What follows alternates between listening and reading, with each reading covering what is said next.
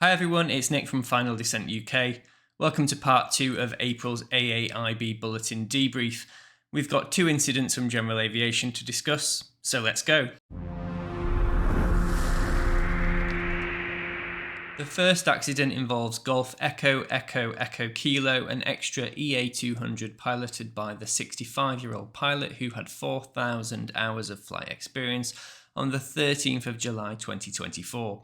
He had completed a flight from Falmere in Cambridgeshire to Spanhoe airfield in the very north of Northamptonshire to meet a friend. On arrival, the pilot performed a fly-past before pitching up and performing a number of aileron rolls.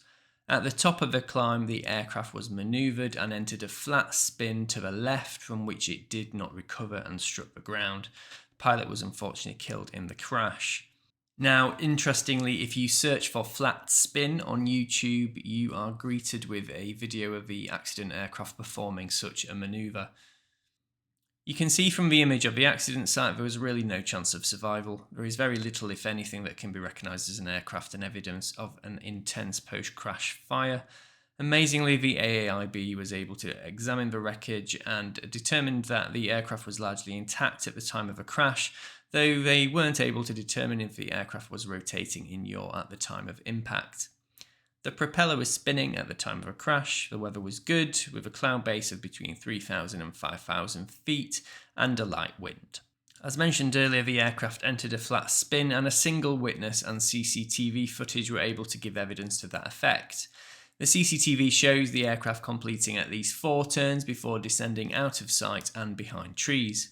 Investigators were able to establish that the aircraft arrived overhead of the airfield at approximately 500 feet above ground level before climbing to 1,200 feet during its vertical climb. The EA200 is an acrobatic aircraft and is designed to perform spins, including flat spins, and can perform spins upright, inverted, and without power.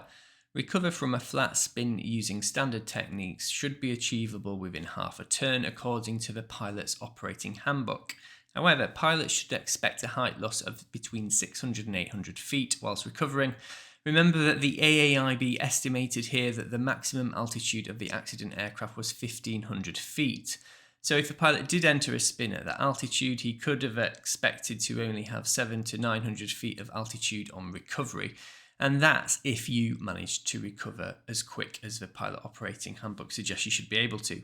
If we look again at the video from YouTube of the accident aircraft, you can see the pilot enters the spin at 3,400 feet, seemingly recovering after 2 full spins at 2,600 feet, but not recovering to a level altitude until 2,300 feet, so around 1,100 feet lost.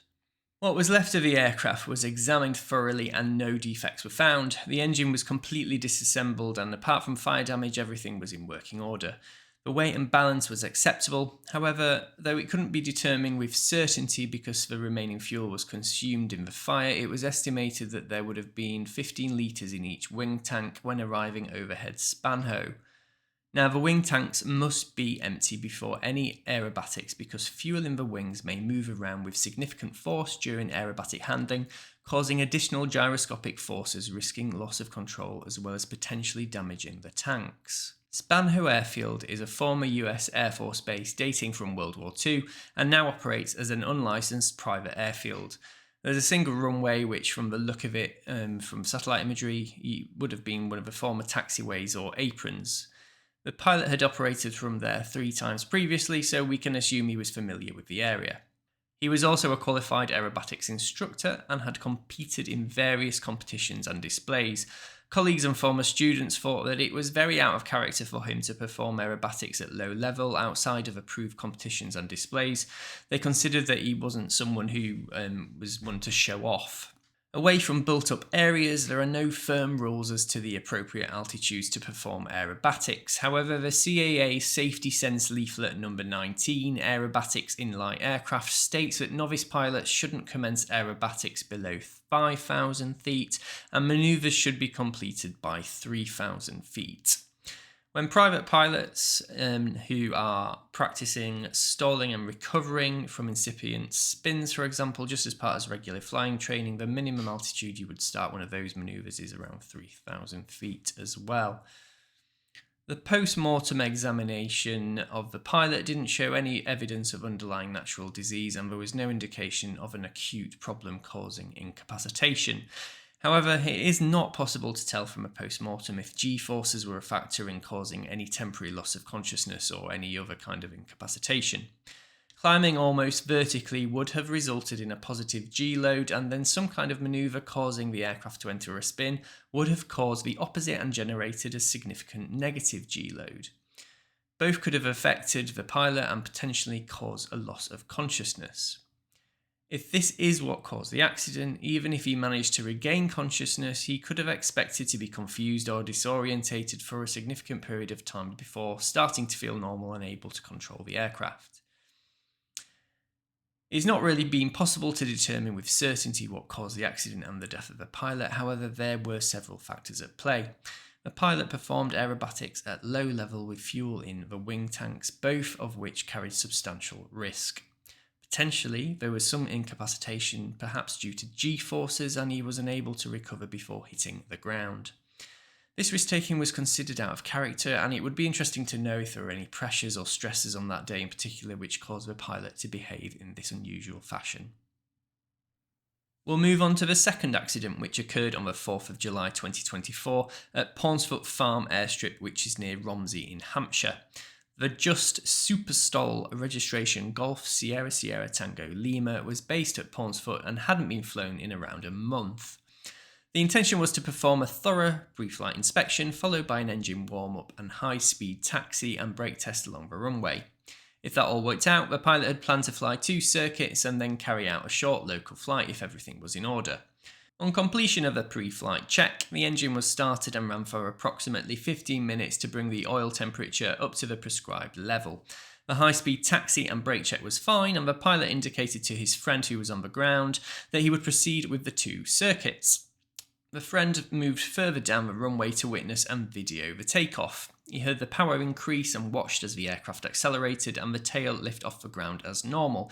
The aircraft became airborne and started to climb away, but it then appeared to level off and the engine's sound changed, followed by a slight sink before beginning to climb again. The pilot's recollection was the same as the witness, and as a result of a loss of power, he elected to perform a forced landing into a field to the left. The aircraft touched down 2 meters from a drainage ditch, it's taken me about 3 takes to say that together properly, into which he rolled down where the landing gear collapsed and detached. It then carried on through a hedgerow and rapidly came to a stop. The pilot sustained serious injuries and was extricated by the emergency services.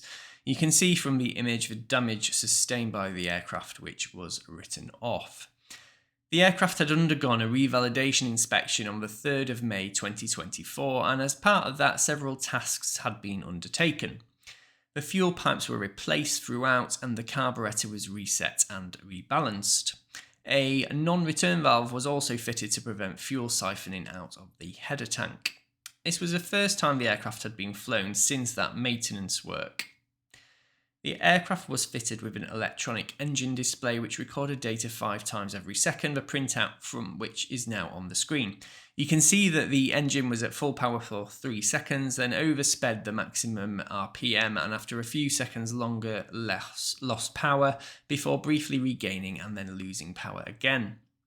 The AAIB examined the recently replaced fuel lines and they were all fine except the suction pipe from the gascolator to the gearbox driven pump.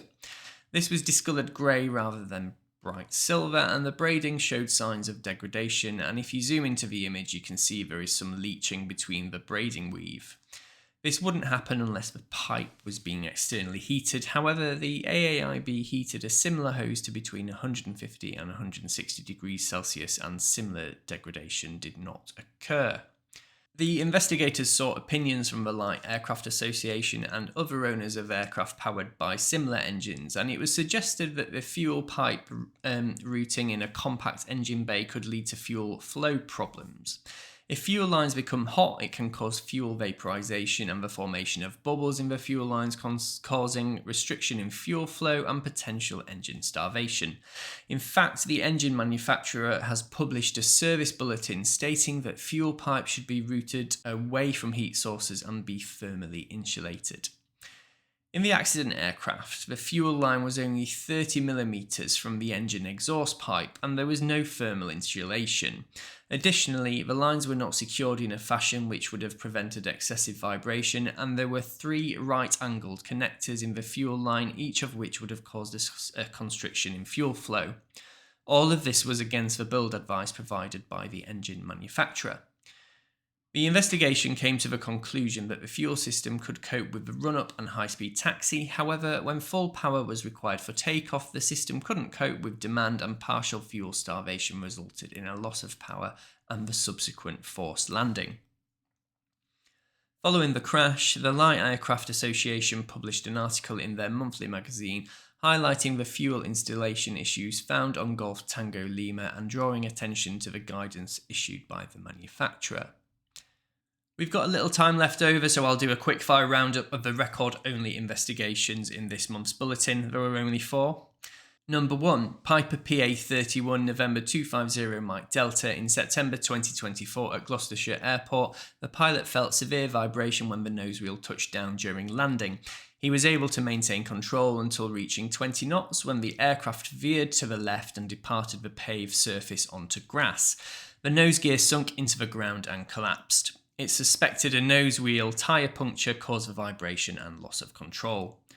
Number 2, Sky Ranger Ninja, Golf Charlie Hotel Kilo Golf at Hamilton Farm Airfield in Kent on the 4th of January this year. The aircraft applied power for takeoff, but the nose wheel lost traction and directional control was lost altogether. The pilot reported the aircraft momentarily became airborne before he closed the throttle, and the aircraft ran off the side of the runway with the nose wheel digging into the ground, causing the aircraft to nose over before coming to rest. Number 3, 12th of February this year, Rotorsport MTO Sport Golf Charlie India Hotel at Perth Airport. During the flare, the aircraft ballooned slightly and started to turn to the right. The student pilot attempted to correct the turn, but the aircraft crossed the runway edge and the left wheel contacted the ground, causing the aircraft to roll over. And the 4th and final record investigation at Jabiru UL 450 at Otherton Airfield in Staffordshire. Also the 12th of February this year, the aircraft ran off the side of a grass runway during landing, with the nose wheel digging into the ground and also turning over. So a slight theme there to the record-only investigations this month, perhaps suggesting pilots need to be more aware of the challenges when operating in grass environments. Thanks for tuning in for part 2 of this month's debrief. Remember to like, comment and subscribe. I'll try my best to get May's debrief out to you before I go away on holiday, but the timeline will be tight, so I'm not making any promises. See you next time. Bye-bye.